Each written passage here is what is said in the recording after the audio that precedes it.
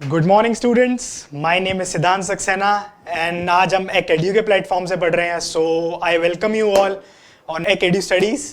सो today आज जैसा कि आप देख सकते हैं हमारे बोर्ड पे क्या लिखा हुआ है, करंट अफेयर्स. तो आज से हम डेली करंट अफेयर्स शुरू कर रहे हैं. तो बेसिकली जैसे कि आपको पता है स्टूडेंट्स की जो करंट अफेयर्स है हमारे, वो आजकल के जो हमारे गवर्नमेंट एग्जाम्स हैं कितने ज़्यादा करंट अफेयर सेंट्रिक हो गए हैं, कितने ज़्यादा उसमें करंट अफेयर्स पूछे जाते हैं, क्या उनकी वैल्यू हो गई है, क्या उनकी इंपॉर्टेंस हो गई है. तो उन सब चीज़ों को ध्यान में रखते हुए आज से हम करंट अफेयर्स की क्लासेस शुरू करने जा रहे हैं. तो बेसिकली मैं आपको सारे current affairs, daily current affairs आपको कवर कराऊंगा. और साथ साथ हम ऐसा नहीं है कि करंट अफेयर्स पढ़ रहे हैं तो सिर्फ क्वेश्चन पढ़ेंगे और उसके साथ आंसर पढ़ेंगे, ऐसा बिल्कुल भी नहीं है. करंट अफेयर्स के साथ हम थोड़ी बैकग्राउंड अंडरस्टैंडिंग भी लेंगे उस टॉपिक की. जैसे कि कोई कंपनी है, जैसे कि अगर हमारे सपोज करिए आप गूगल पे कोई करंट अफेयर है, गूगल का कोई करंट अफेयर है, तो अब हम ऐसा तो है नहीं कि उस करंट अफेयर को पढ़ के छोड़ देंगे. हम पढ़ेंगे कि गूगल का डायरेक्टर कौन है, who is the CEO of Google, क्या उनका कहाँ हेडक्वार्टर्स है, क्या उनका काम है, क्या उनका रेवेन्यू जनरेट होता है. तो बेसिकली कहते हैं ऊपर नीचे की सारी चीजें में पढ़ना जरूरी है, क्योंकि करंट अफेयर्स से आपको कुछ भी पूछा जा सकता है. ये कुछ करंट अफेयर्स हैं जो एग्जाम में पूछते रहते हैं. बेसिकली मैंने काफ़ी कंपाइलेशन ऐसी करी है कि जो टॉपिक्स में बेसिकली जो आते हैं, बेसिकली कहाँ से टॉपिक्स आपको यूज होते हैं. करंट अफेयर्स में आज सच स्टूडेंट्स कोई टॉपिक रहता नहीं है, क्योंकि करंट अफेयर्स तो आपको पता है डेली लाइफ के बारे में होते हैं, तो कहीं से भी पूछा जा सकता है. लेकिन हाँ, कुछ करंट अफेयर्स होते हैं, जैसे साइंस एंड टेक्नोलॉजी के करंट अफेयर्स काफ़ी पूछे जाते हैं डिफेंस के एग्जाम्स में, यूपीएससी के एग्जाम्स में, बैंकिंग एग्जाम्स में. इवन बैंकिंग से रिलेटेड ऑलमोस्ट पूछे जाते हैं, वो भी इसमें कवर्ड है थोड़े बहुत. कुछ हमारे जो बेसिकली स्कीम्स होती हैं, जो हमारी जैसे प्रधानमंत्री की कोई योजना है, बेसिकली जो हमारी गवर्नमेंट स्कीम्स हैं उनके बारे में पूछे जा सकते हैं, तो वो भी इसमें एडेड है. स्पोर्ट्स पे आते हैं, बेसिकली क्रिकेट और फुटबॉल को अगर हम निकाल दें, इनसे ज़्यादा नहीं रहते, लेकिन बाकी जो स्पोर्ट्स हैं, जो ओलंपिक स्पोर्ट्स है बेसिकली, जैसे ट्रैक एंड फील्ड हो गया, आपका ट्रैक एंड फील्ड हो गया. सेकेंडली आपके जितने भी ट्रैक एंड फील्ड में जितने मोस्टली गेम्स आ जाते हैं, like javelin throw, long tennis, even table tennis, badminton भी मोस्टली इससे पूछे जाते हैं. और कभी कभार बहुत ज़्यादा जो कॉमनली मोस्ट पूछे जाते हैं वो स्पोर्ट्स से जो मैं आपको बता रहा हूँ वो होते हैं कि 2022 ओलंपिक्स का मैस्कॉट कौन है, 2020 कॉमनवेल्थ गेम्स का मैस्कॉट कौन है. तो मैस्कॉट्स भी पूछे जा सकते हैं, कहाँ पर होने वाले हैं, कैसे होने वाले हैं, कौन से सिटी में होने वाले हैं, कितनी कंट्रीज पार्टिसिपेट कर रही हैं. तो बेसिकली अल्टीमेटली हमें करना क्या है, हमें इस करंट अफेयर्स के साथ साथ उनके आगे पीछे की भी नॉलेज रखनी है थोड़ी बहुत, जिससे कि हमें आगे वाले टाइम में प्रॉब्लम ना हो. तो मैं आपको एडवाइस करूंगा स्टूडेंट्स, आप करंट अफेयर्स अभी जो मैं आपको पढ़ाने वाला हूँ इसको पढ़िए, कहीं नोट डाउन करिए, नोट डाउन करके उनको प्रैक्टिस करिए, उनको डेली लर्न करने की कोशिश करिए. अगर आप, मैं आपको बता देता हूँ, अगर आपका पेपर आज से 6 महीने बाद है, तो अगर आप करंट अफेयर्स को हफ्ते में 2 बार भी पढ़ लेंगे, बेसिकली एक कहते हैं ना, एक रीड कर लेंगे, तो भी आपके दिमाग में वो चीज़ें बैठ जाएंगी. तो जब आप एग्जाम देने एग्जामिनेशन हॉल में जाएंगे, अगर बाय चांस, अगर आप जैसे कभी कभार रहता है, कुछ स्टूडेंट्स को रहता है कि कभी कभार उनके ऊपर प्रेशर हो जाता है कि यार हम अब एग्जाम हॉल में आ गए, हम सब ब्लैंक हो गया, हमें कुछ समझ नहीं आ रहा. तब भी ऐसे टाइम पे अगर आपने करंट अफेयर्स अच्छे से रिवाइज करे होंगे, तो आपके दिमाग में कहीं आपके सबकॉन्शियस माइंड में वो चीज़ रह जाती है कि यार हाँ, हमने ये तो कहीं ना कहीं पढ़ा हुआ है. तो अगर आपके दिमाग में वो चीज़ रह गई, आपके सबकॉन्शियस माइंड में भी वो चीज़ रह गई, तो आप आंसर के बहुत करीब रहेंगे. बेसिकली आप आंसर 70 to 80% आप आंसर के अराउंड रिवॉल्व करेंगे. तो आपका सबकॉन्शियस माइंड आपको बोलेगा कि हाँ यार ये आंसर है, तो आप उसको टिक कर दीजिए बिना सोचे समझे, क्योंकि कभी कभार ये मेथड भी काफ़ी यूजफुल रहता है. और ये मेथड कब यूजफुल है, ऐसे नहीं कि आप बिल्कुल ही करंट अफेयर्स बिना पढ़े आए और आप एग्जामिनेशन हॉल में बैठे और आप टिक करते गए. नहीं, तुक्के नहीं लगाने हमको. हमें करंट अफेयर्स को बेसिकली अपने हार्ट के अंदर बात को बिठा लेनी है, अपने दिमाग में वो चीज़ बिठा लेनी है कि हाँ यार ये चीज़ हुई थी, इसके पीछे रीज़न था और ये हो रहा है बेसिकली आजकल हमारे वर्ल्ड में. उससे क्या होगा, उसके आपके वो चीज़ सबकॉन्शियस माइंड में बैठ जाएगी, और जब वो सबकॉन्शियस माइंड में बैठ जाएगी तो फिर आप ऑटोमेटिकली वो चीज़ कहीं ना कहीं से कर ही देंगे. तो स्टूडेंट शुरू करते हैं आज की क्लास. तो मैं आपके सामने फर्स्ट क्वेश्चन रख देता हूँ. So let's start the class for today. और आज का पहला क्वेश्चन है, okay, so let's start with the first question. So the question is, which bank has launched the second innings tap VRS 2020 scheme? इनमें से किस बैंक ने second innings tap VRS 2020 scheme को इंट्रोड्यूस करा है? किस बैंक ने करा है बता देता हूं. तो इसका हमारा राइट आंसर रहेगा students SBI, state bank of India. तो स्टेट बैंक ऑफ इंडिया ने सेकेंड इनिंग स्टाफ वीआरएस 2020 की स्कीम लॉन्च करी। बेसिकली वीआरएस होता क्या है, वॉलंटरी रिटायरमेंट स्कीम। आप वॉलंटरी रिटायरमेंट ले लीजिए, जैसे आपकी रिटायरमेंट अगर 60 पर है, अगर आपकी कोई फैमिली में कोई ऐसी सिचुएशन बन गई है कि आपको रिटायरमेंट पहले लेनी पड़ गई है, तो आप वीआरएस लेके वहां से रिटायर हो सकते हैं। तो ये scheme state bank of India ने इंट्रोड्यूस करी। और अब जैसे कि कुछ चीजें और हैं स्टेट बैंक ऑफ इंडिया के बारे में, वो भी मैं आपको बता देता हूं। जैसे कि एक योनो कृषि ऐप पर, योनो कृषि की एक ऐप है, इस पर एसबीआई ने केसीसी स्कीम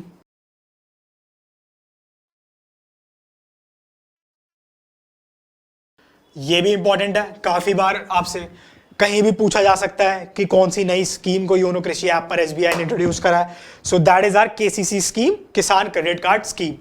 और एसबीआई के मैनेजिंग डायरेक्टर कौन है, मुझे पता करके बताइए, गूगल करके बताइए, कैसे भी बताइए, लेकिन आपको जरूर ये पता होना चाहिए कि मैनेजिंग डायरेक्टर ऑफ एसबीआई कौन है। तो चलते हैं स्टूडेंट्स नेक्स्ट क्वेश्चन पे।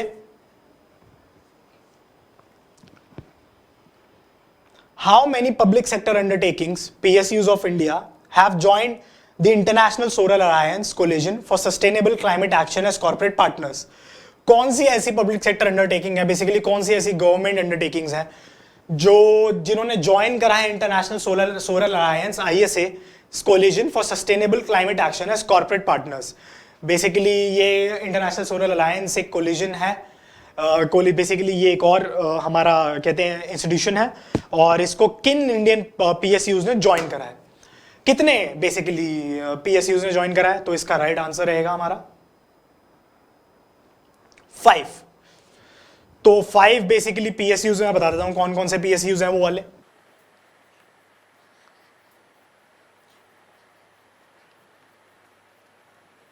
तो ये हो गए हमारे 5 PSUs जिन्होंने international Solar alliance collision for Sustainable Climate action को एज अ पार्टनर्स ज्वाइन करा है। ONGC, IOCL, BPCL, HPCL, GAIL। ONGC oil and natural gas corporation, IOCL Indian oil corporation limited, BPCL Bharat petroleum corporation limited, HPCL Hindustan petroleum corporation limited and GAIL। तो basically ये 5 हमारे जो PSUs हैं इन्होंने join करा international Solar alliance को। और हमारा जो ISA का जो बेसिकली हेडक्वार्टर है वो कहां पर है, हमारे पास, हमारे यहां है वो गुरुग्राम हरियाणा में। ये भी याद रखिएगा स्टूडेंट्स, काफी इंपॉर्टेंट है। सो ये हरियाणा में है और इन 5 ने ज्वाइन करा है। PSUs बेसिकली होते क्या है, PSU जो वो वाले अंडरटेकिंग्स हैं जो कंप्लीटली हमारे गवर्नमेंट के कंट्रोल में हैं। तो उनमें से ये 5 PSUs हैं जिन्होंने ISA Coalition for Sustainable Climate Action के लिए corporate partners as a corporate partners join करा। तो चलते हैं नेक्स्ट क्वेश्चन की तरफ। Defence Research and Development Organisation DRDO has developed which heavy drop system which is capable of para dropping military stores? G7, E9, T2 या P7? तो इसका answer होना चाहिए P7। तो अब हम थोड़ा DRDO के बारे में समझ लेते हैं। DRDO है क्या? DRDO basically ministry of defence के अंडर आता है हमारा। Defence Research and Development Organisation, जो बेसिकली हमारे एमिनेशंस हैं, काफ़ी साइंस एंड टेक्नोलॉजी जो हमारे इंडियन आर्म फोर्सेस में यूज़ होती है, बेसिकली वो सब कुछ DRDO इन्वेंट करती है, सब कुछ DRDO बनाती है। और काफ़ी कुछ ऐसे गैजेट्स, काफ़ी ऐसी मशीनरी, काफ़ी कुछ ऐसा टेक्नोलॉजी के रूप में वो हमें हमारी इंडियन आर्म फोर्सेस को ऑलरेडी दे चुके हैं। काफ़ी उनके जो प्रोजेक्ट्स हैं वो भी ऑन द वे हैं, आने वाले हैं, और काफ़ी हेल्प करते हैं इंडियन आर्मी को। ये DRDO और इंडियन आर्म फोर्सेस साथ साथ चलते हैं, क्योंकि जितने भी हमारी इंडियन आर्मी को ज़रूरतें हैं वो DRDO भी पूरी करता है। तो DRDO is headquartered in Delhi, और DRDO का जो स्थापन है वो बेसिकली 1958 में हुआ था। एंड इसके जो बेसिकली कहते हैं डायरेक्टर, या फिर आप जो भी कह लीजिए हेड, वो है G सतीश रेड्डी। ध्यान रखिएगा स्टूडेंट्स, ये सब चीज़ें बहुत इंपॉर्टेंट होती हैं। करंट अफेयर्स तो देखिए ऐसी चीज है जो आपको किसी भी फॉर्म में पूछ लेते हैं वो लोग, तो आपको सब कुछ पता होना चाहिए बेसिकली। जिस चीज के बारे में हम पढ़ रहे हैं उसका थोड़ा सा बैकड्रॉप आपको पता ही होना चाहिए, तो जिससे कि आपको हेल्प हो जाए और आपको दिक्कत ना आए। अगर कोई क्वेश्चन अगर आपका अटक भी गया जो आप कर नहीं पा रहे, तो थोड़ा सा दिमाग लगा के उसको हिस्ट्री, हिस्टोरिकल बैकग्राउंड उसका देखकर कर दे। तो ये हो गया हमारा, इन्होंने P7 जो है उस हैवी ड्रॉप सिस्टम का नाम है जो पैरामिलिट्री ड्रॉपिंग के लिए एज अ स्टोर्स यूज कर सकते हैं हम। So P7 is the right answer. Let's move on to the next question now. Okay, so the fourth question, who has been named as the national president of Women's Indian Chamber of Commerce and Industry? किसको president बनाया गया है women's Indian Chamber of Commerce and Industry का? चार options आपके सामने हैं, कविता लखानी, कविता कौशिक, मीनाक्षी लेखी, स्मृति ईरानी। तो इसका राइट आंसर क्या होना चाहिए? इसका राइट आंसर मैं आपको बता देता हूं।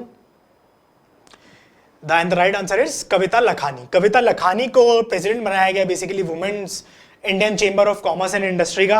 अब मैं आपसे रिक्वेस्ट करूंगा कि थोड़ा सा एफर्ट लगाएं और जानिए WICCI क्या है, बेसिकली कैसे ये काम करती है और इसके पीछे क्या रीजन है इसका और क्या ये काम करते हैं, और कविता लखानी को इसका प्रेसिडेंट चुना गया है। तो आई होप आपको समझ आ गया है ये भी। तो अब नेक्स्ट पे चलते हैं। Who has officially become the oldest pope in the history?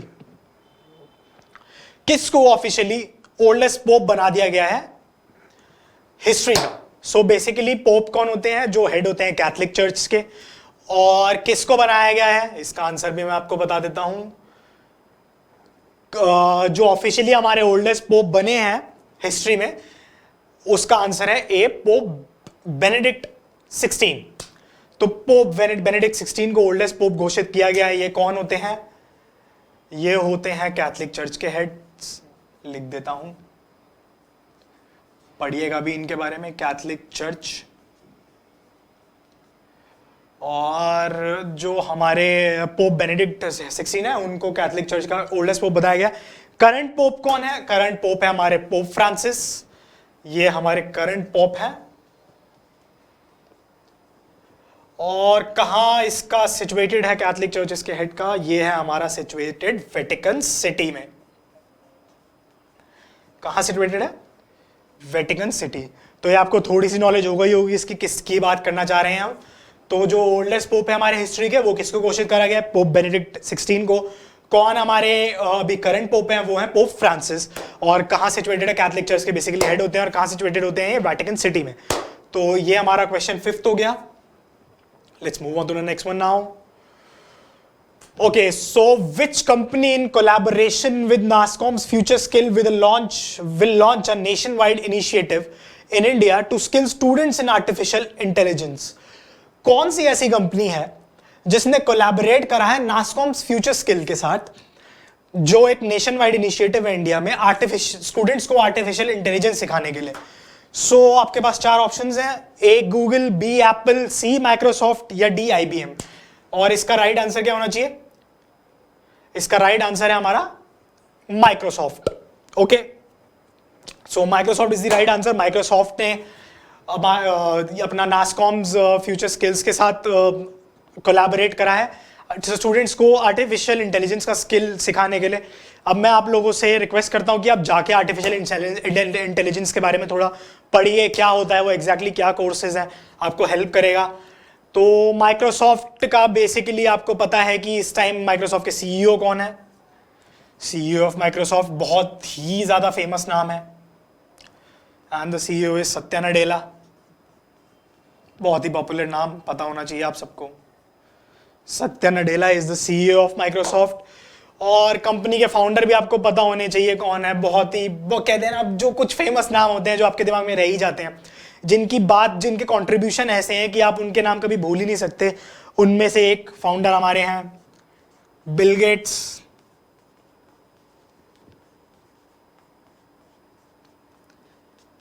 और एक फाउंडर थे हमारे पॉल एलन। तो ये दो हमारे माइक्रोसॉफ्ट के कहते हैं ना फाउंडर्स थे। और अभी करंट CEO कौन है? हमारे करंट CEO है सत्या नडेला। और माइक्रोसॉफ्ट ने कोलैबोरेट करा नासकॉम फ्यूचर स्किल्स के साथ आर्टिफिशियल इंटेलिजेंस का स्किल सिखाने के लिए नेशन वाइड स्टूडेंट्स को। ओके, सो आई होप समझ आ गया स्टूडेंट्स ये भी. Let's move on to the next one. Which typhoon has recently hit Japan and South Korea? कौन से ऐसे तूफान ने हिट करा है साउथ कोरिया और जापान को? बहुत ही चर्चा में रहा है अभी काफी टाइम से, तो पढ़ लेते हैं. And the right answer is, पहले मैं आपको ऑप्शंस पढ़ के बता देता हूं.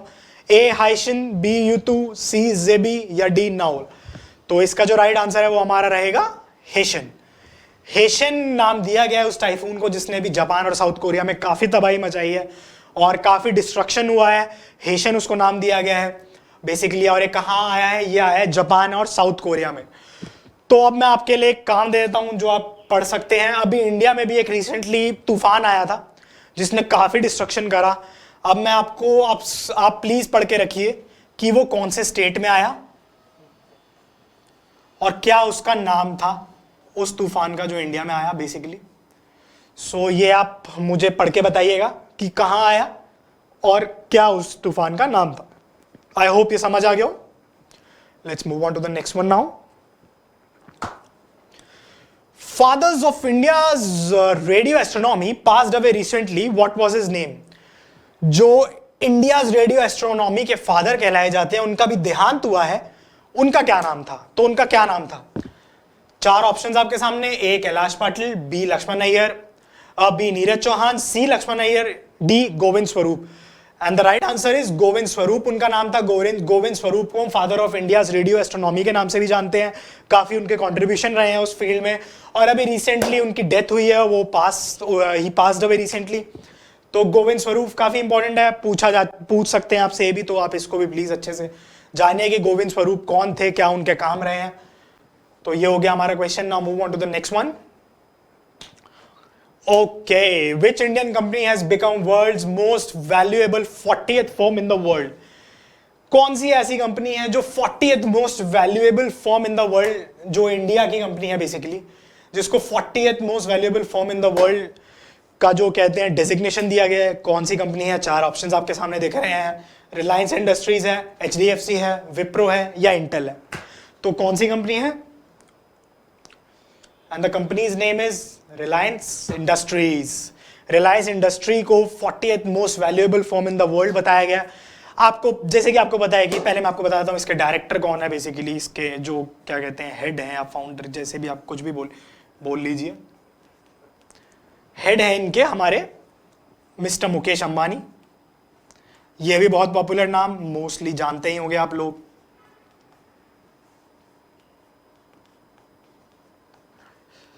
मुकेश अंबानी जी रिलायंस इंडस्ट्रीज के मालिक हैं. काफ़ी सारे इनके काफ़ी इंडस्ट्रीज में इनके बिजनेस चल रहे हैं एंड इसलिए इनका जो रेवेन्यू है, इनकी जो कहते हैं रेवेन्यू जनरेशन है वो काफ़ी ज़्यादा है, बहुत पॉपुलर है. जैसे कि आपको पता है कि जियो सर्विसेज जो हमें दी हैं, हमें फ्री इंटरनेट की जो सेवा है वो सबसे पहले इन्होंने ही प्रोवाइड कराई थी. तो काफ़ी अभी इनका बूम चल रहा है इनकी कंपनी के लिए, बहुत ही पीक टाइम चल रहा है. इसलिए इनको जो 40th most valuable firm in the world, इनकी जो इंडस्ट्रीज है उनको बोला गया, जिसका नाम है रिलायंस इंडस्ट्रीज. तो और ये कहाँ रहते हैं? मुंबई में रहते हैं. इनका बहुत ही कहते हैं एक बहुत ही ह्यूज एक कहते हैं घर बना हुआ है जिसका नाम है एंटीलिया. काफ़ी बार पीछे पूछा भी जा चुका है एग्जाम्स में काफ़ी एंटीलिया के बारे में भी. तो ये हमारे रिलायंस इंडस्ट्रीज इसका आंसर है. Let's move on to the next one now. Okay, so which Indian university has completed its 100 years recently? किस इंडियन विश्वविद्यालय को इस साल 100 साल पूरे हुए हैं? तो कौन सी यूनिवर्सिटी है जिसने अपने 100 इयर्स कंप्लीट करे हैं? तो the right answer is Aligarh Muslim university. इस साल अलीगढ़ मुस्लिम यूनिवर्सिटी ने अपने 100 साल पूरे करे हैं. तो कहाँ सिचुएटेड है ये भी पढ़ लेते हैं. अलीगढ़ मुस्लिम यूनिवर्सिटी है, AMU के नाम से भी जानी जाती है. कहाँ सिचुएटेड है? ऑब्वियसली अलीगढ़ में सिचुएटेड है. अलीगढ़ के नाम में, अलीगढ़ कहाँ पर है? अलीगढ़ यूपी में है. और अभी काफी चर्चा में भी रही है यूनिवर्सिटी. अभी CA के अगेंस्ट एंटी CA प्रोटेस्ट जो हुए हैं वहां पे भी काफी चर्चा में रही. काफी यहाँ पे प्रोटेस्ट हुए CA के अगेंस्ट. और इसके जो फाउंडर हैं वो कौन थे वो भी पढ़ लेते हैं. सर सैयद अहमद खान इसके फाउंडर थे.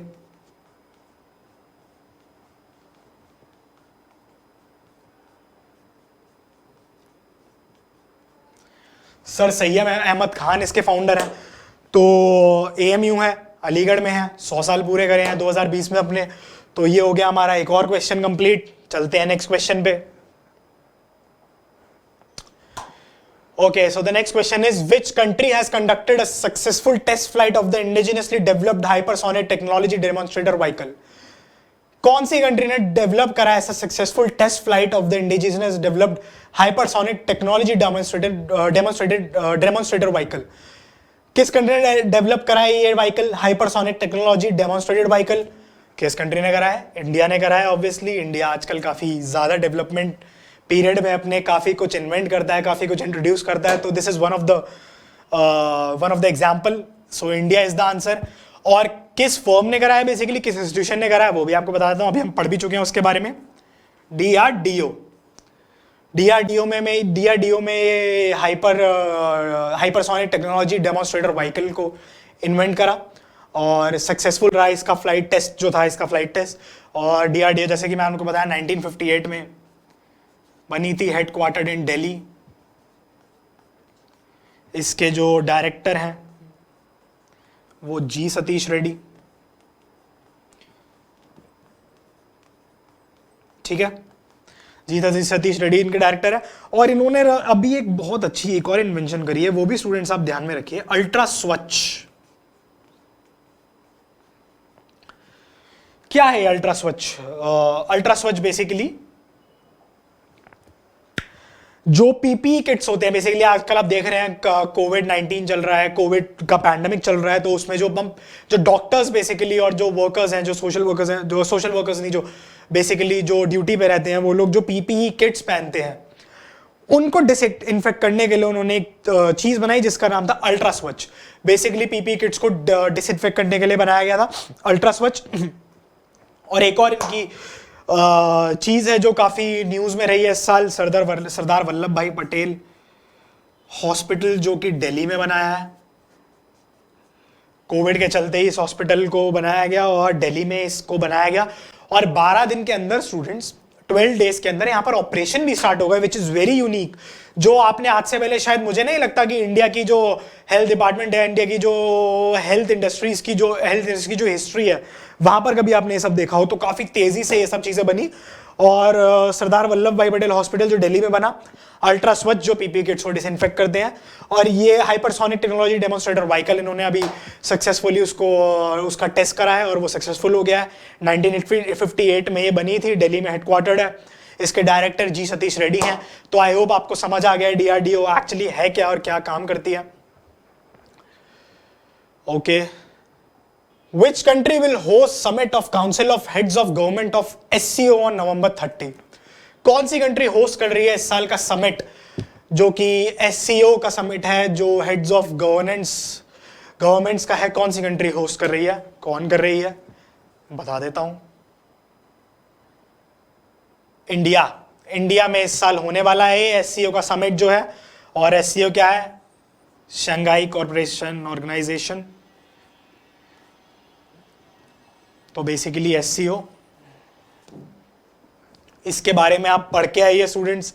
SCO कहाँ है मैं आपको बता देता हूं। ये बीजिंग, चाइना में हेडक्वार्टर्ड है। चाइना बीजिंग में ये हेडक्वार्टर्ड है। तो बेसिकली SCO का जो इस साल का समिट है, जो council of heads of governments में होने वाला है, वो इस साल नवंबर 30 को है। और कौन सी कंट्री में है? इंडिया में है। तो इंडिया में इस साल समिट है। अब मैं आपको चाहूंगा कि आप थोड़ा एफर्ट लगाएं और SCO के बारे में थोड़ा बहुत पढ़कर आए, क्योंकि काफ़ी चर्चा में रहता है। कुछ ऑर्गेनाइजेशंस ऐसी हैं just like SCO, UNESCO, UNICEF, ये सब ऑलमोस्ट हमारे न्यूज़ में रहते ही रहती है। आजकल जैसे कोविड-19 का पैंडेमिक चल रहा है, तो यूनिसेफ, वर्ल्ड हेल्थ ऑर्गेनाइजेशन, ये ऑर्गेनाइजेशंस काफ़ी चर्चा में है। एंड इंडिया से अगर आप बात करें तो ICMR काफ़ी चर्चा में है। तो ये कुछ इंस्टीट्यूशंस हैं, ये कुछ बेसिकली इंस्टीट्यूशंस, इंटरनेशनल इंस्टीट्यूशंस हैं जो काफ़ी चर्चा में रहते हैं। और इनके बारे में आपको डेली करंट अफेयर्स में काफ़ी कुछ पूछ सकते हैं। और आपको पता भी होना चाहिए, अपनी नॉलेज के लिए भी ये सब चीज़ें पता होनी चाहिए, कहाँ ये हेडक्वार्टर्ड होती हैं, कौन इनके हेड्स होते हैं, कौन इनके मेंबर्स होते हैं। जैसे SCO के जो मेंबर्स हैं बेसिकली वो 8 हैं, 8 मेंबर्स हैं, जिसमें इंडिया भी एक मेंबर है, इसका पाकिस्तान भी एक मेंबर है, China, Pakistan, India, Kazakhstan, Kyrgyzstan, Russia and ये सब इसके मेंबर्स हैं। तो काफ़ी मेंबर्स भी हैं इसके, 8 मेंबर्स में आपके, इसके 5 पेरेंट मेंबर्स भी हैं। तो आप सब पढ़िएगा प्लीज़ इसके बारे में, कौन कौन मेंबर्स हैं। बीजिंग चाइना में हेडक्वार्टर्ड है, क्या क्या इसका रोल रहता है, क्या ये लोग फॉर्मुलेशंस क्या क्या डिस्कस करते हैं। तो बेसिकली ये सब आप पढ़िएगा अपने हिसाब से। तो ये हो गए हैं हमारे आज के करंट अफेयर्स कंप्लीट। तो आज के हमने ये 12 करंट अफेयर्स पढ़े हैं, आज हम इनको रिकैप भी कर लेते हैं। चलिए, तो which bank has launch the second inning step VRSC 2020 scheme? State bank of India. How many public sector undertakings PSU of India have joined International Solar Alliance Coalition for Sustainable Climate Action as corporate partners? 5। पांचों के नाम भी मैंने आपको बताए थे, तो 5 PSUs ने करा। Defense Research and Development Organization has developed heavy drop system which is capable of para-dropping military stores. कौन सा वो सिस्टम है जो डिजाइन हुआ है? वो है P7। DRDO के बारे में भी हमने पता, कहाँ हेडक्वार्टर्ड है, कब बनी है, कौन इसके डायरेक्टर है। Who has named as the national president of Women's Indian Chamber of Commerce and Industry WICCI का ये कहते हैं प्रेसिडेंट कौन बना है? वो बनी है कविता लखानी।